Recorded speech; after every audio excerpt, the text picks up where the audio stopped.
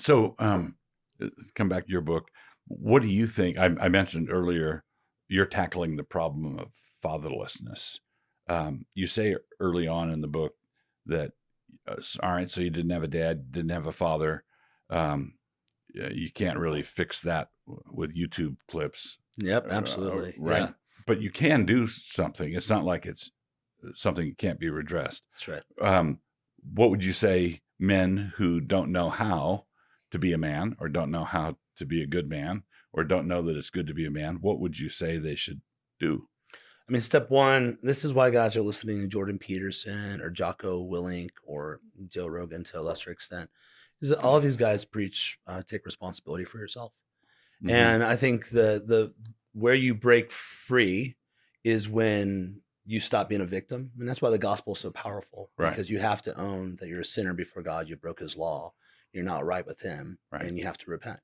And so you start taking responsibility for your life. And it doesn't mean bad things have happened to you, right? Right. Like not everything's your fault. Yeah. But once you take Welcome to Earth, right? yeah, right. But now when you take responsibility for yourself and start somewhere. And so we give some examples of it, but I think of it like a bike chain, where it like falls off the bike and you put the one around the one little gear, and then you put it on there and you start to turn the pedals and the chain pops on.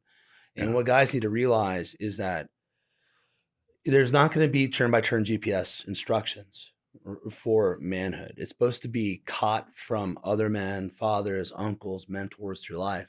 And if you haven't had a lot of that, the only way to do it is to throw yourself into life, to pursue these things. And it's in the action of doing these that we develop virtue.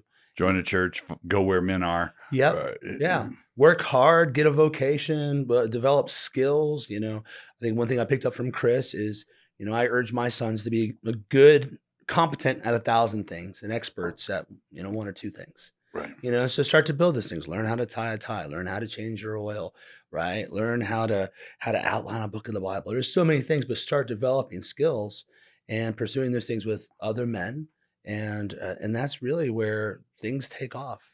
Yeah, I think we live in a culture today where the victim is what you want to be Yeah. for a lot of folks. And if we want to see that reversed, then we need to have men say, I'm not a victim. Yeah. I'm going to take responsibility for my life. And I think that can be caught, and it could kind of create a kind of reverse sort of process where that outlook can spread. In my own case, I know you were without a father, right, as a kid? My dad loved me, but he had an 8th grade education. Oh, okay. Struggled with alcohol, and Got it. so he was there, but he didn't give me much. He Yeah. gave me what he had. Right. Yeah. Yeah, I didn't have anything like Yeah. that. But anyway, there were men in my life, largely through the church. I was converted in a little blue collar church in Western Pennsylvania, That's great. where everybody changed their own oil, Right. including the women. It was just that kind of world, and everybody had a big garden. Everybody worked in a factory. I mean, guys would come to church and talk about being in the smelter. It's 100, working in 120 degrees, and that kind of thing.